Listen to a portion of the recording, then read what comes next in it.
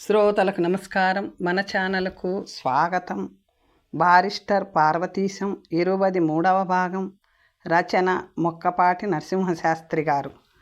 నేను బల్ల మీద పక్క వేసుకొని మా అమ్మతో కబుర్లు చెప్పుకోవాలనే ఆసక్తి ఉన్నా లోపలికి వెళ్ళడానికి సందేహిస్తూ పడుకున్న ఉత్తర క్షణంలోనే నిద్ర వచ్చింది కూడాను. సుమారు 4 గంటల వరకు మెలకువే రాలేదు. మామూలు ప్రకారం టీ ఇస్తుందేమో అమ్మ అనుకొని మన ఇంట్లో అటువంటి అలవాట్లేమీ లేవు కదా. ఈనాడు హఠాత్తుగా ఆవిడ ఎలా చేయగలదు అని అనుకుంటూ ఉండగా మా అమ్మ నాకు కాసిని మంచినీళ్ళు కొంచెం పలహారం తీసుకువచ్చి అక్కడ పెట్టి, నాయన నూతి దగ్గరకు వెళ్ళి ముఖం కాళ్ళు కడుక్కో, వచ్చి పలహారం తీసుకో అన్నది నాకేసి చూస్తూ. నేను మందహాసంతో లేచి, ఇవన్నీ ఎందుకు చేశావమ్మా ఇప్పుడు అన్నాను. తరువాత చెబుతాలే, ముందు వెళ్ళి కాళ్ళు కడుక్కురా అంది. నేనెంతో సంతోషంతో లేచి 3 సంవత్సరములు రోజు అధమం 4-5 సార్లు తీసుకునే టీ హఠాత్తుగా మానేయడం ఎలాగా అనుకుంటూ వెళ్ళి కాళ్ళు కడుక్కు వచ్చి మా అమ్మ అమృతహస్తంతో చేసిన పలహారం ఎంతో సంతోషంగా తింటే నాకు మళ్ళీ టీ తాగవలేనన్న ధ్యాసే లేకుండా పోయింది. ఈ కార్యక్రమం ముగిసిన కొంచెం సేపటికి మా పురోహితుడు వచ్చాడు. మా నాన్నగారు ఆయన కొంచెం సేపు సంప్రదించుకొని ఎల్లుండి ప్రాయశ్చిత్తకాండ జరిపించవలేనని నిశ్చయం చేసుకొని కావలసిన సామాగ్రి కోసం మా నాన్న లేచి వీధిలోకి వెళ్ళారు. మరో 10 నిమిషాలు మా పురోహితుడు నా యోగక్షేమాలు విచారించి ఆయన వెళ్ళారు. మరునాడు ఉదయం నేను లేచి అవశిష్టములకు చెంబు తీసుకొని బయటకు భయపడుతూ వెళ్ళాను. అందులోనూ కొంచెం పొద్దెక్కిన తరువాత కావదాన మరీ సిగ్గనిపించింది. ఇక్కడ ఈ మాత్రం మార్పైనా రాలేదని విచారిస్తూ గత్యంతరం లేక పైకి ఎంతో దూరం వెళ్ళి తిరిగి వస్తూ దారిలో ఉన్న చెరువులో స్నానం చేయవలేనని బుద్ధి పుట్టింది. వెంటనే చెరువులో మునిగి కొంచెంసేపు ఈతలాడుతుంటే చెరువులోనూ గట్టు మీదను ఉన్న స్త్రీ పురుషాదులు నాకేసి ఆశ్చర్యంతో చూస్తూ నిలబడిపోయారు. ఇంతమంది నన్ను చూస్తున్నారు అనే జ్ఞానం కలుగగానే ఏదో తప్పు చేసినట్లు సిగ్గుపడుతూ పైకి వచ్చి ఒళ్ళు తుడుచుకుంటుంటే ఒకరిద్దరు గ్రామవాసులు పెద్దవారు, ఏమయ్యా, సీమకు వెళ్ళినా 3 ఏళ్ళు అయినా ఈత మర్చిపోకుండానే వచ్చారే, చాలా సంతోషం. అక్కడ చలి గట్రా లేకుండా ఇలాగే చెరువులు అవి ఉండి అందులో స్నానాలు చేస్తూ ఈతలు కొడుతుంటారా అన్నారు. నేను నవ్వుతూ, అక్కడ స్నానానికి వేరే ఏర్పాట్లు ఉంటాయి, ఇలాంటి ఆరుబయట చెరువులు ఉండవు. ఏ నదిలో కాలువలో ఉన్నా అందులో ఇలా స్నానం చేయడానికి అక్కడ శీతలము ఒప్పుకోదు. అక్కడి ప్రజలు ఈ అర్ధనగ్న ప్రదర్శనము ఒప్పుకోరు అన్నాను. అబ్బా, అలాగటండి అమ్మ, ఇంకా మరైతేను మరేమీ అనుకోకండి, కానీ మరి బయలుకు కెడతారా అండి అన్నారు. స్నానమే చెయ్యని వాళ్ళు బయలుకి ఎలా వెళ్తారు అన్నాను నవ్వుతూ. మరైతే మీరు ఈ 3 ఏళ్ళు ఎలాగండి? వాళ్ళు మటుకు స్నానం మాట ఎలా ఉన్నా ఇది లేకపోతే ఎలా బతుకుతారండి అన్నారు ఎంతో ఆశ్చర్యాన్ని ప్రకటిస్తూ. కంగారు పడకండి, ఇది అసలు లేదని నేను చెప్పలేదు. ప్రతి ఇంట్లోనూ దానికి దక్క ఏర్పాటు ఉంటుంది అన్నాను. అహం అలా చెప్పండి. నరసాపురంలోనూ అక్కడ పాకీదొడ్డి లాంటివన్న మాట అన్నారు. అలాంటివి మటుకు కాదు, అవి బాగు చేయడానికి వేరే మనుషులు అక్కర లేకుండానే శుభ్రమయ్యే ఏర్పాట్లు వేరే ఉన్నాయిలేండి, తరువాత మనవి చేస్తాను అంటూ ఇంకెన్ని ప్రశ్నలు అడుగుతారో అనే భయంతో తొందరగా చెరువులో నుంచి పైకి వచ్చేశాను. మరైతే బాబు అని వారింకా ఏదో అడుగుతూ తరుముకూత పట్టకుండా గబగబా పరుగు తీసినంత వేగంతో ఇంటికి చేరుకున్నాను. మా వీధి అరుగు మీదను సుమారు 40-50 మంది గ్రామ పెద్దలంతా అన్ని వర్ణముల వారు సభ తీర్చి నా కోసం ఎదురు చూస్తూ కూర్చున్నారు.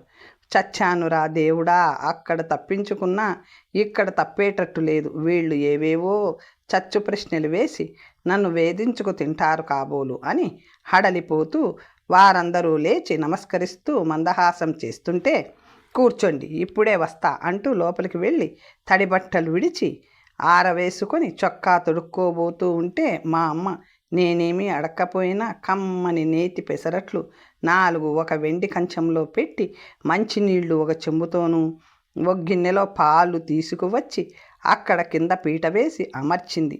నేనెంతో ఆనందంతో ప్రాణం లేచి వచ్చి ఇలాంటి పెసరట్టు 3 ఏళ్ల తరువాత తింటుంటే ఎంత సుఖంగా ఉందో వర్ణించలేకుండా ఉన్నాను. తరువాత పాలు తీసుకొని వీధి అరుగు మీదకి నా కోసం వేచి ఉన్న గ్రామ పెద్దలను కలుసుకోవడానికి వచ్చాను. నేను రావడంతోటే వారంతా మళ్ళీ లేచి నుంచొని ఒకవైపు ఉన్న అరుగు మీద వారు కొంచెం వెనక్కు సర్దుకొని నాకు చోటు చేసి నన్ను కూర్చోమన్నారు. నేను కూర్చోబోతుంటే మా ఇంటి చాకలి ఒక్క మాట ఉండండి బాబయ్య, సాప బాలీసు తెస్తాను అంటూ లోపలికి వెళ్ళబోతుంటే వారించి వద్దులేవోయ్, వారందరూ కూర్చున్నారు కదా, నాకు మటుకు ఎందుకు అన్నాను. వాడు తెల్లబోయి కిందకు తప్పుకున్నాడు. ఒక్క క్షణం ఎవరు ఎలా సంభాషణ ప్రారంభించాలో తెలియక తటపటాయిస్తుంటే ఒక రాజుగారు పెద్దవారు, బాబు పార్వతీశం, బాబు ఎప్పుడొచ్చారు? నేను రాత్రి ఇంటికి వచ్చేసరికి చాలా ఆలస్యమైంది. అప్పటికప్పుడే మీరొచ్చారని కొత్త మనిషి అయ్యారని అందరూ చెప్పుకుంటుంటే చూద్దామని ఎంతో మనసు తొందర పెట్టినా అప్పటికి మీరు పడుకొని ఉంటారని మా వాళ్ళు వెళ్ళొద్దన్నారు. అందుకని మనసు ఎంత పీకుతున్నా ఆగిపోయి ప్రొద్దున్నే లేచి వచ్చాను అన్నారు. చాలా సంతోషం. మీరందరూ ఉదయాన్నే మీ పనులు మానుకొని నన్ను చూడ్డానికి వచ్చారంటే ఎంతో సంతోషంగా ఉన్నది.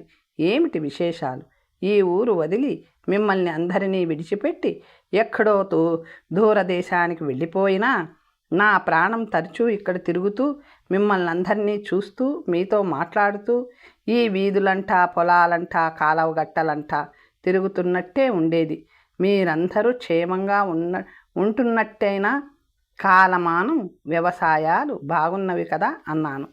అయ్య బాబాయ్ బాబు, మన పార్వతీశం బాబుకి అన్నీ ఎరుకే, మనని ఎవరినీ మర్చిపోలేదు అన్నాడు మాజీ రైతు ఒకతను.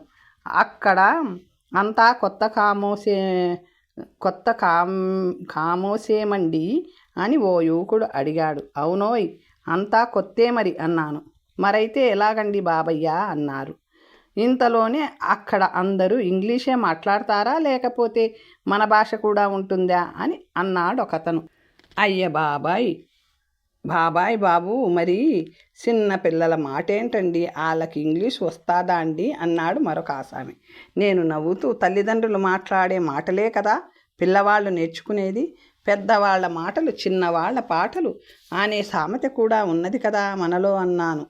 అయితే ఇళ్ళు కూడా మన ఇళ్ళలా ఉండవా అండి అన్నాడు.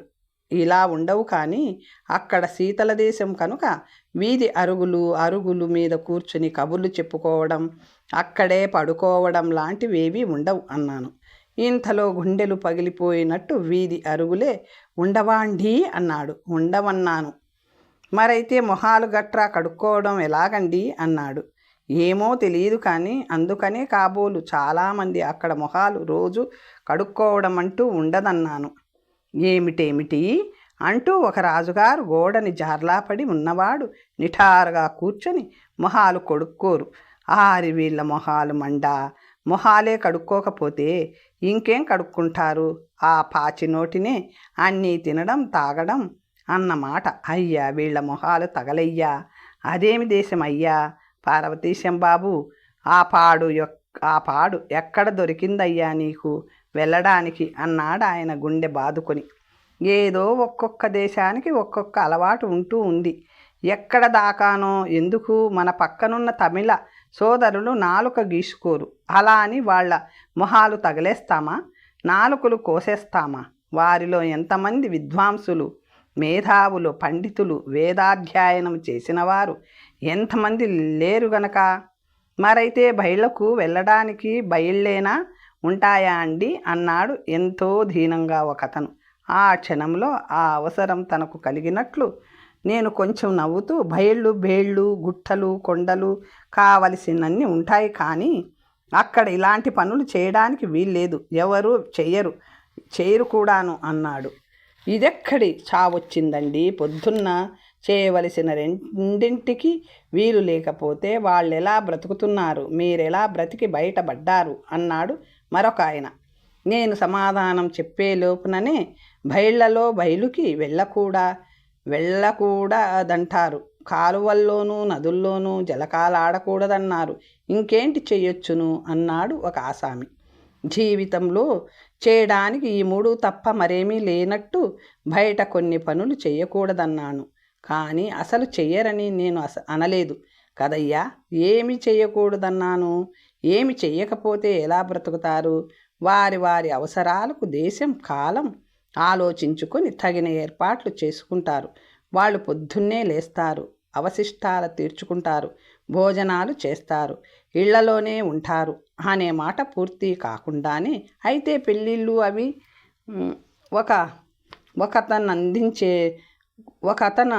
ఒకతను నందించాడు. పెళ్ళిళ్ళు చేసుకుంటారు, తర్వాత అన్నీ జరిగి పిల్లల్ని కంటారు అన్నాను. దాంతో కొందరు ఆ ప్రశ్నలు మానివేయగా ఒక ఆయన, బాబు ఏదో వెర్రిమొర్రిగా మాకు తెలియక అడుగుతున్నాము.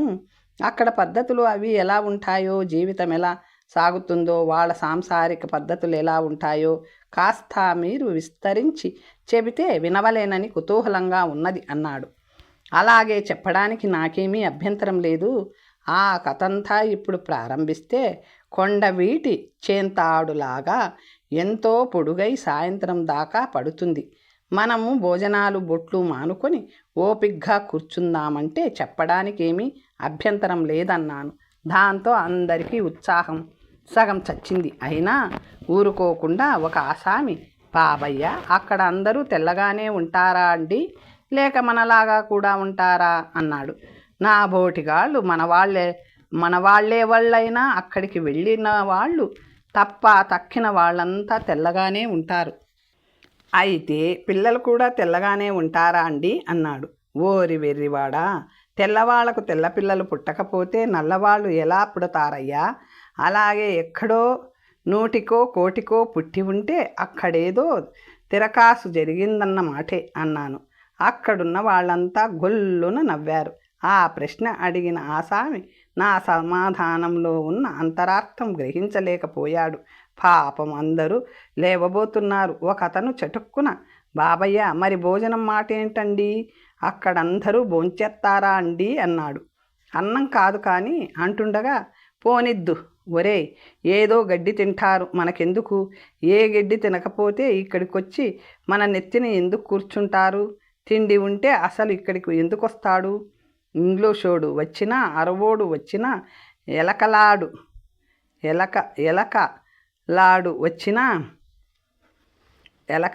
వచ్చినా, యానాదోడొచ్చినా తిండి లేకనే గదట్రా ఎర్రిమగమ. ఎందుకో మన పార్వతీశం బాబు అంత దూరం వెళ్ళాడు కానీ మనోళ్ళు ఎంతోమంది అలా వెడతారు అన్నాడు కాబోయే కరణం. చెబుతాలేండి, సావకాశంగా అన్నీ చెబుతాను. మీ పనులు మానుకోవద్దు. సాయంత్రమైన తరువాత మా అరుగు మీదనో, రాజుగారి అరుగు మీదనో, లేకపోతే ఏ పొలంలోనో కూర్చుందాం. రోజు 1 గంటో 2 గంటలో కూర్చొని కులాసాగా కబుర్లు చెప్పుకుందాం. బోలెడన్ని సంగతులు చెబుతాను నేను అని లేచాను. వాళ్ళందరూ ఎంతో సంతోషించి చిత్తం మా బాగా అన్నారు. ఆ పద్ధతి చాలా బాగుంటుంది, మనకు చక్కని కాలక్షేపం అవుతుంది అన్నాడు రాజుగారు.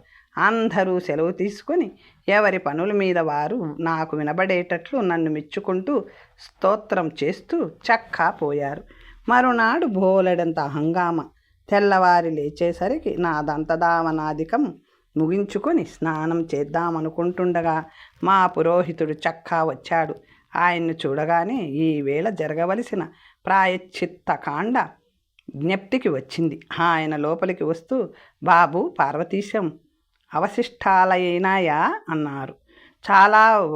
చాలా వరకు అయినాయండి. స్నానం చేసి పలహారం ఏదైనా అంటుండగానే నా వాక్యం పూర్తి కాకుండానే, ఆగు నాయన, ఒక్క మాట ఆగు. ఈవేళ మటుకు ప్రస్తుతానికి స్నానంతో నీ కార్యక్రమం కట్టిపెట్టి కడుపు సంగతి మర్చిపో. తరువాత నే చెప్పినట్టు యథావిధిగా చేస్తేనే తప్ప మీ నాన్న నిన్ను కూడా బ్రతకనివ్వడు. ఇప్పటికి కొంత ఘర్షణ పడి నేను నీ తరపున మాట్లాడి నీకు కొంత శ్రమ తగ్గించవలేనని ప్రయత్నించినందుకు నా నెత్తిన దోసెడు అక్షంతలు పోశాడు మీ నాన్న.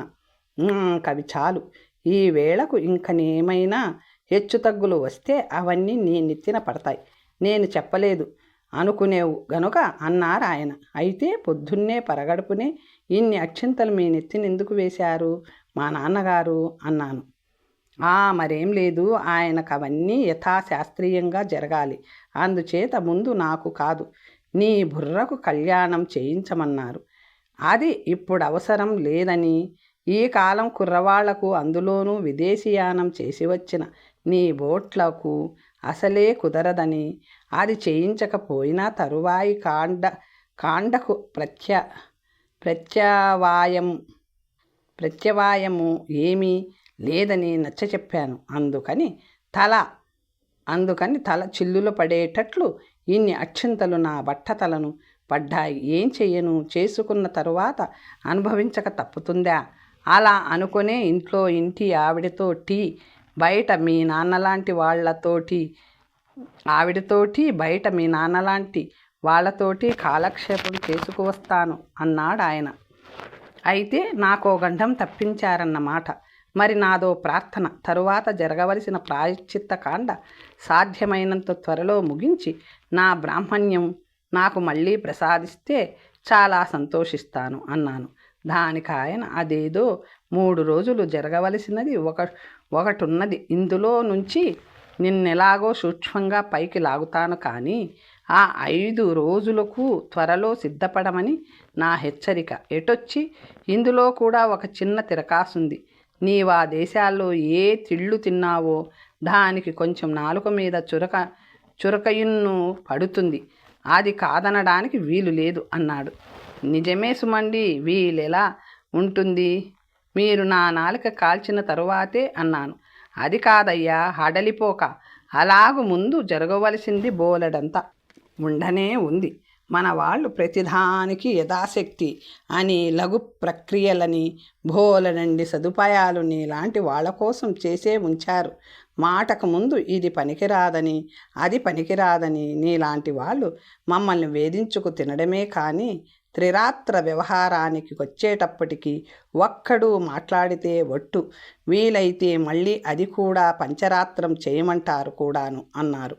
నేను అననులెండి, అలాగా ఎలాగైనా త్రిరాత్రమైన పంచరాత్రమైన అంతటితోటి విరమించే వెర్రివాళ్ళు ఎవ్వరూ ఉండరులేండి అన్నారు. ఆయన సంతోషం పట్టలేక ఏవో జ్ఞాపకాలు వచ్చే నవ్వు ఆపుకుంటూ, చాలే నేర్చావు కబుర్లు, అంత దూరం వెళ్ళినందుకు మంచి పాండిత్యమే సంపాదించావు. లే, త్వరగా స్నానం చెయ్యి, మీ నాన్న వస్తే మనల్ని బతకనివ్వడు లే అన్నారు. అంటూ ఆయన లోపలికి చక్కా పోయాడు. అలా నన్ను ఆయన చిన్నప్పటి నుంచి ఎంతో సన్నిహితంగా ఎరుగుదుము కనుక ఆయనెప్పుడు ఇలా కులాసాగా చమత్కారంగా మాట్లాడతానని ఏదో మాటలు అందించి ఆయన్ను రెచ్చగొట్టడము, ఆయన చేత వాగించడము నాకు బాగా అలవాటు. ఆ కబుర్లు వినడం ఎంతో సంతోషం కూడాను. నేను స్నానం చేసి వచ్చేటప్పటికి ప్రాయశ్చిత్త కాండకు అన్నీ అమర్చారు మా వశిష్ఠులు. మా నాన్న ఎప్పుడు తెప్పించి ఉంచాడో నా కోసం ఒక పట్టు తాపిత అక్కడ పెట్టి ఉంది. అవి నన్ను కట్టుకోమన్నాడు. ఈ మధ్యన అలవాటు తప్పిపోయినా ఆ పట్టుపంచ జారిపోతున్నా జాగ్రత్తగా కట్టుకున్నాను. ఇంతలో మా నాన్న ఊళ్ళో ఉన్న బ్రాహ్మణ్యం పెద్దవారిని 10 మందిని వెంటబెట్టుకొని వచ్చారు. వారి వెనుకనే కొందరు క్షత్రియ ప్రముఖులు కూడా వచ్చారు. మంత్రతంత్రములతో వేదఘోషతో ప్రాయశ్చిత్తం సుమారు జాము తరువాతను ఎలాగో పూర్తి అయినది. ఇంకొక అరగంటలో అందరినీ భోజనమునకు దయచేయమన్నారు. అక్కడకు వచ్చిన పెద్దలే కాక ఊరిలో బ్రాహ్మణులు మరికొందరు కూడా పంక్తి భోజనానికి దయచేశారు. నన్ను కూడా వారి సహపంక్తికి కూర్చోమన్నారు. భోజనములైనాయి. దక్షిణ తాంబూలాదులు అందివ్వడమైనది. అందరూ వారి వారి ఇళ్లకు వెళ్ళారు. కానీ ఆ సాయంకాలానికే ఊరిలో కొంత అలజడి బయలుదేరింది. ఈ ప్రాయశ్చిత్తము చాలదని ఇది సశాస్త్రీయము కాదని, అసలు తెలిసి చేసిన తప్పుకు ప్రాయశ్చిత్తం ఏమిటని గ్రామంలో కొందరు తర్జన భర్జనలు ప్రారంభించారు అని విన్నాను. ఇందులో దేనికి అధికారి అయిన వాడు ఒక్కడూ లేడు. అయినా మానవ స్వభావం మారదు కదా. సరే, ఏం జరుగుతుందో చూద్దామని మేము ఊరుకున్నాం. 4 రోజులు అయిన తరువాతన మమ్ములను మా ఇంటికి వచ్చిన భోజనం చేసిన వారిని బహిష్కరిస్తున్నామని ఆ నోట మాకు వర్తమానం అందజేశారు. మా నాన్నకు విపరీతమైన కోపం వచ్చింది. ఎందరినో పెద్దలను, పండితులను, అధికారులైన వారిని సంప్రదించే ఈ ఏర్పాటు చేశారు. నాకు ఈ సలహా ఇచ్చిన పండితులు మా ఇంటికి వచ్చి స్వయంగా ఈ కర్మకాండ జరిపి కూడా ఏదో సాకు చెప్పి మా ఇంట విందారగించకుండా వెళ్ళి ఇది సశాస్త్రీయముగా జరగలేదని, అందుచేతనే తమరు భోజనం చేయకుండా వచ్చామని కొందరి దగ్గర చెప్పి వారి చేతను కొంత దుష్ప్రచారం చేయించినట్లు మాకు తెలిసింది. మా నాన్న పరమశాంతులే కానీ పట్టుదల వస్తే మటుకు దాని అంతు తేలే వరకు విడిచిపెట్టే స్వభావం కాదు ఆయనది. ఈ పట్టుదలలు నానాటికి ఎక్కువైనాయి. తరువాత ఒక రోజున మా ఇంట్లో వచ్చిన పితృకార్యమునకు మామూలుగా వచ్చే భోక్తలు రామన్నారు. పోని అని పొరుగురు నుంచి ఎవరినో తెచ్చుకొని ఆ కార్యం ముగించుకున్నాడు మా నాన్న. దానితో గ్రామంలో ఉన్న బ్రాహ్మణ్యం 2 పార్టీలుగా చీలిపోయారు. ఈ పట్టుదల చుట్టుపట్ల గ్రామాలకు కూడా పాకింది. మా ఊరు బ్రాహ్మణులకు ఎవ్వరిని పొరుగురు వారు సంభావన కూడా పిలవడం మానుకున్నారు. దానితో మా విరోధి వర్గము వారు చాలా ఇరుకున పడి రోజులు దొర్లించుకోవడం కష్టమై తుదకు కాళ్లబేరానికి వచ్చి మా నాన్నగారిని క్షమాపణ వేడి రాజీ పడ్డారు. నిర్హేతుకంగా ఇంత గ్రంథం సాగించారు మా ఊరు గ్రంథసాంగులు. ఈ ప్రాయశ్చిత్తం ముగిసిన తరువాత నేను 2-3 రోజులు యథేచ్ఛగా ఇంట్లో తిరుగుతూ వేల పట్టున మా నాన్న పంక్తిని భోంచేస్తూ మధ్యాహ్నం అంతా ఏదో గ్రంథ కాలక్షేపం చేస్తూ కూర్చునేవాడిని. సాయంత్రం మటుకు ఒక మాట ఊళ్ళోకి పొలానికి వెళ్ళి వస్తూ ఉండేవాడిని.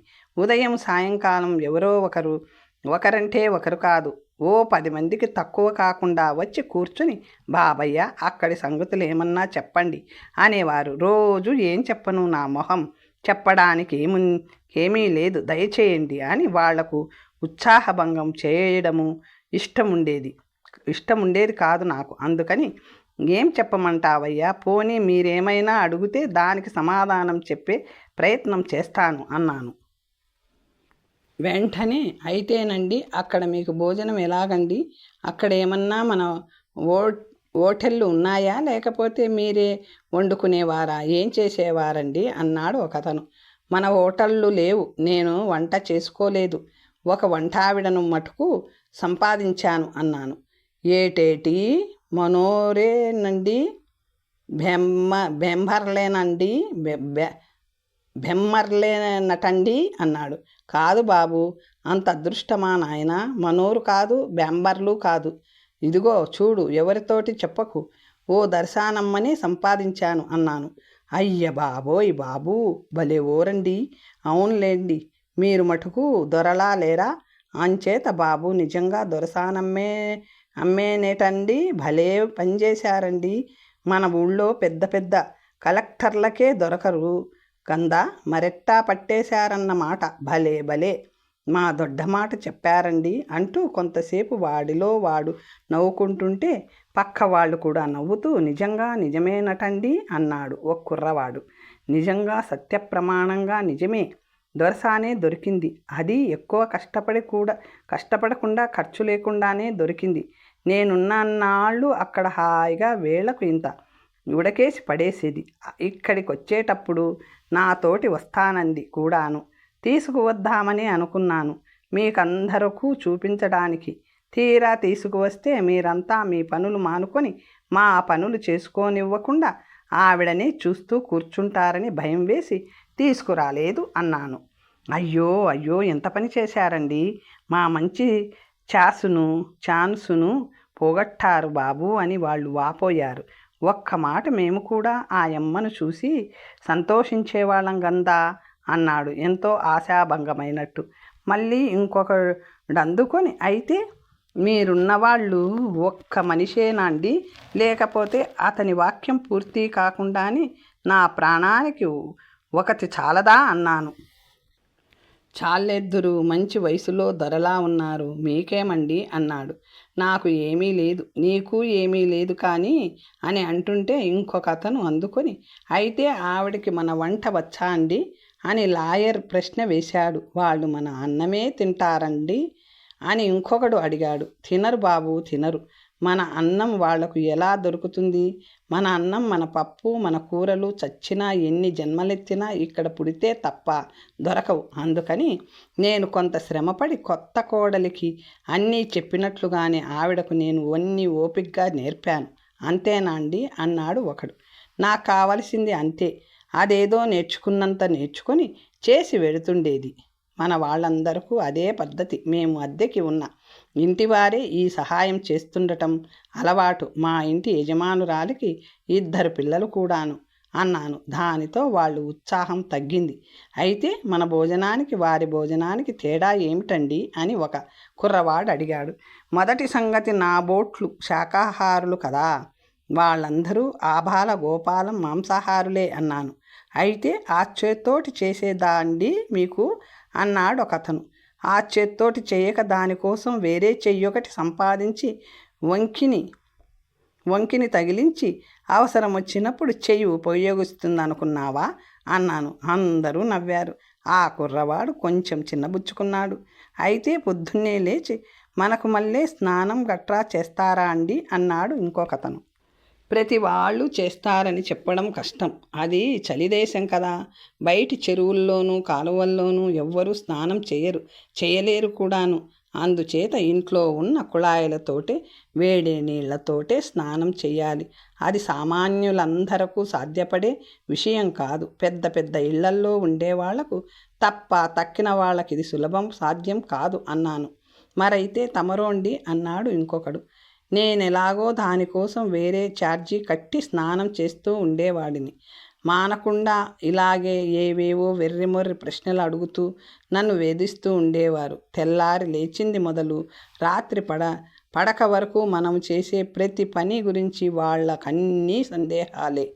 అక్కడ కూర్చోవడానికి చాపలుంటాయా అండి అన్నాడు ఒకతను. తాటాకు చాపలా, తుంగ చాపలా, ఈతాకు చాపలా అని మరొకడు. అక్కడ తాటి చెట్లు, కొబ్బరి చెట్లు ఉంటాయా అని ఒకటి సందేహం. నేను మంచం మీద పడుకున్నానా, కింద పడుకున్నానా అని ఒకడు అడిగాడు. లేదు, మంచంపైనే పరుపు మీద పడుకునేవాడినన్నాను. అయితే అక్కడ మంచాలు, పరుపులు గట్రా ఉంటాయన్న మాటండి అన్నాడు. కంబళ్ళే కప్పుకోవాలండి అని ఒక ఆసామి ఆశ్చర్యపడ్డాడు. 1 కాదు 3, 4 జోడించి కప్పుకుంటేనే గాని శీతాకాలంలో ఒకప్పుడు ఇవన్నీ కప్పుకున్నాక కానీ చలి ఆగేది కాదు అన్నాను. అంత చలి ఉంటుందా అండి అన్నాడు మరొకతను. అంతా ఇంత చలి కాదు, మనం ఊహించలేనంత చలి. శీతాకాలంలో ఒక్కొక్కప్పుడు మంచు కురుస్తుంది.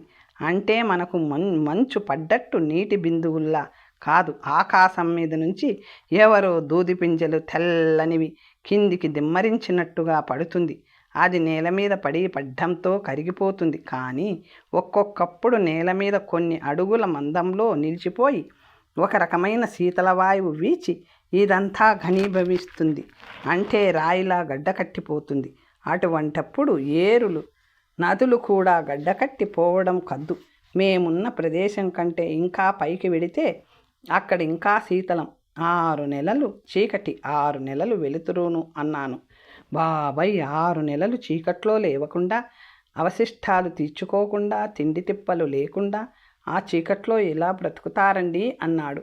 తిండి తిప్పలు లేకేం కర్మ. చీకటిగా ఉన్నంత మాత్రాన ఎవరు ఏ పని మానుకోరు. మనం మానుకున్నామా ప్రతినిత్యం జరిగేవన్నీ విధాయకంగా జరిగి తీరుతాయి. నయం, చీకట్లో సంసారాలు చేస్తారా అన్నావు కాదు అన్నాను. ఒక అతను నిర్ఘాతపోయి, అక్కడ ఆడంగులు కూడా ఇంత చలిలోనూ ఉంటారటండి అన్నాడు. మొగంగులున్న చోట ఆడంగులు మటుకు లేకపోతే ఎలాగా అన్నాను. అబ్బా, అక్కడాడోరు పెళ్ళిళ్ళు, సంసారాలు అన్నీ ఉంటాయన్నమాట అన్నాడు గుండె బాదుకొని. చాలే ఎదవా తెలివితేటలు నువ్వును చేసావు వేసన.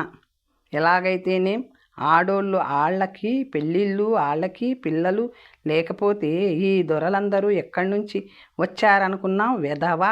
మనం కాని కంటున్నామేంటి వీళ్ళని? అలాంటోరిని అడిగేటప్పుడు కొంత ముందు వెనుక ఆలోచించి అడగాలి అన్నాడు మరొకడు. నా బదులు తను సమాధానం చెబుతూ.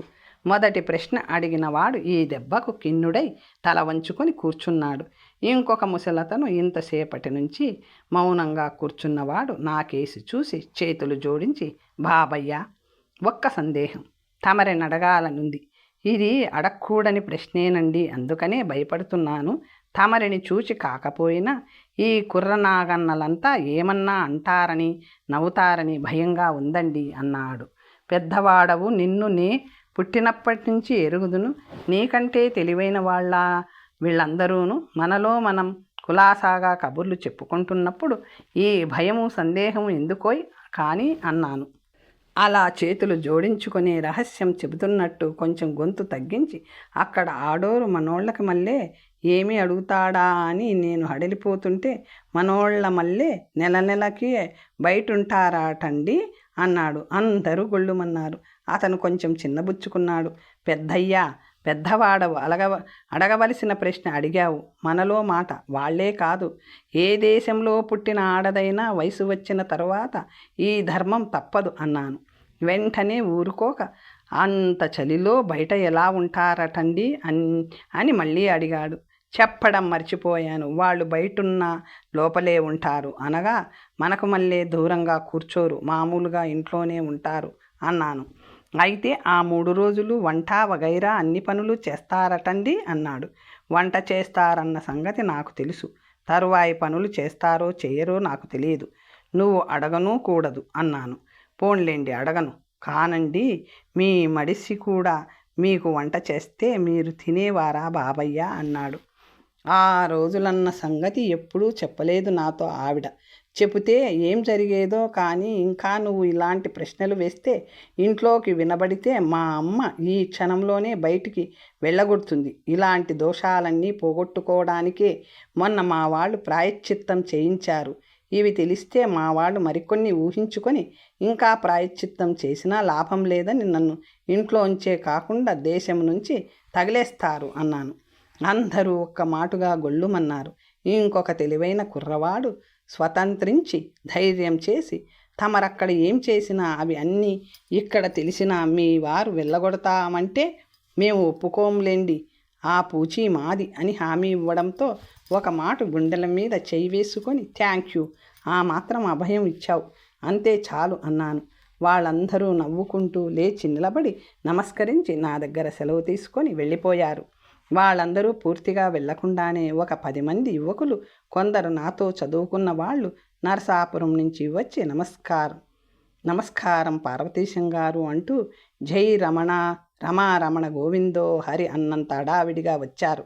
ఏమిటో ఈ హడావుడి, అంతా కులాసాగా ఉన్నారా? 3 ఏళ్ల నుంచి ఇందులో ఏ ఒక్క మొహము కనబడలేదు. ఏమైపోయారు? ఏదో పాడు పని చేసి ఉన్న 3 ఏళ్ళు మొహం చాటేసుకోవడం ఎందుకు అన్నాను నవ్వుతూ. వాళ్ళు పకాలున్న నవ్వి, మన పార్వతీశం మొత్తం మీద అక్కడికి వెళ్ళినా మారని చిల్లిగవ్వల మామూలుగానే వచ్చాడు అన్నాడు నా మిత్రుడు ఒకడు. వాళ్ళందరూ మళ్ళీ నవ్వారు. ఏమిటి ఏదీ కాని వేళ ఇలా కొట్టుకొచ్చారు? పొద్దున్న వచ్చిన వాన పొద్దెక్కి వచ్చిన చుట్టం వెంటనే పోరు అంటారు. మీరందరూ ఈ పూటకి ఇక్కడ తిష్ట వేస్తారంటే నేను ఒప్పుకోను అబ్బాయ్, తర్వాత మీ ఇష్టం అన్నాను. పోనీలేండి, దాని సంగతి తరువాత ఆలోచిద్దాం. ముందు మిమ్మల్ని చూస్తేనే మా కడుపు నిండింది. మీరు చెప్పిన సామెత అబద్ధమని రుజువు చేయడానికి వచ్చాం. మీరు భోజనానికి వెళ్ళవలేనని లేచారు కాబోలు. మేము మరో ప్రయత్నం మీద వచ్చాం. మీకో చిన్న హెచ్చరిక చేసి వెడదామని వచ్చాం. మీరు దేశంలోకి దయచేశారన్న వార్త 4 రోజుల క్రితమే నరసాపురమంతా దావాగ్నిలా చుట్టు పెట్టింది. వార్త వినగానే కోర్టుకు వెళ్ళేటప్పుడు గౌన్లు తగలగుడ్డలు తగిలించుకోవడం మర్చిపోయారు. మరికొందరిని గూర్చి మరికొన్ని ఏవేవో మర్చిపోయారని విన్నాం, కానీ అవి అధికారికంగా చెప్పలేకున్నాం. అవన్నీ అటుంచి ప్రస్తుతాంశం ఏమిటంటే మన హై స్కూల్లో పాత ప్రస్తుత విద్యార్థుల తరపున మీకు ఘన సన్మానం చేయ నిశ్చయమైనది. ప్లీడర్లు కూడా బార్ అసోసియేషన్ తరపున ఆ పని చేయబోతున్నారు. ఈ శుభవార్త మీకు అడ్వాన్సుగా చెప్పడానికే మేము ఒక్క పరుగున వచ్చాం. బహుశా సభ రేపే జరగవచ్చు, లేదా ఎల్లుండి. ఒకటి అవలెల్లుండి ఒకటి జరిగి తీరుతాయి. మన స్కూలు సభకు మిమ్మల్ని ఆహ్వానించడానికి కీర్తిశేషులైన కీర్తివంతులైన మన ప్రధానోపాధ్యాయులు స్వయంగా ఆధరా బాధరా 2 మెతుకులు నోట్లో వేసుకొని గుండె దిటువు చేసుకొని రానున్నారని ఇందువలన ఘనత వహించిన శ్రీ బారిస్టర్ పార్వతీశం గారికి తెలపడమైనది అని నాతో చిన్నప్పటి నుంచి చదువుకుంటూ అనేక అవకతవకలలోనూ అల్లర్లలోనూ నాకు సహాయ భూతుడైన మిత్రుడు సాటింపు చేశాడు. తర్వాత కథ వచ్చే భాగంలో తెలుసుకుందాం. నమస్తే.